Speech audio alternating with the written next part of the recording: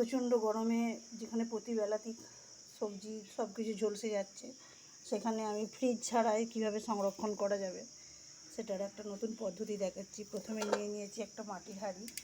তো মাটির হাঁড়িটা ঠান্ডা জায়গায় রেখেছিলাম, ঠান্ডা জায়গা থেকে তুলে এনে দেখুন এই তাজা একদম ফ্রেশ পটল, বেগুন, এখানে বরবটি সুন্দর করে ঢুকিয়ে দিচ্ছি। বরবটিটাকে আমি বরবটি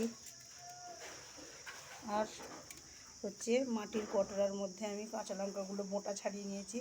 এই অবস্থায় এখানে মাঝখানে রেখে দিচ্ছি। আর রাখবো হচ্ছে এর সঙ্গে হচ্ছে ফুলকপি।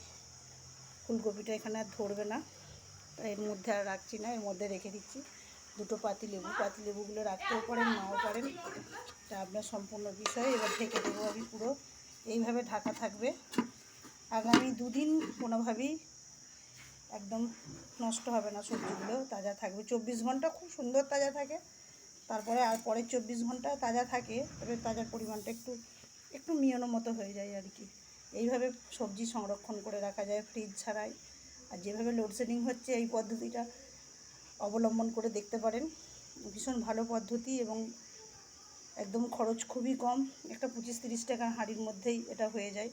তো এটা মাটির সরা দিয়ে ঢেকে রাখতে পারলে আরও সুন্দর হতো। যাই হোক, এই মুহূর্তে আমি অ্যালুমিনিয়ামের ঢাকনা দিয়েই ঢেকে রাখলাম।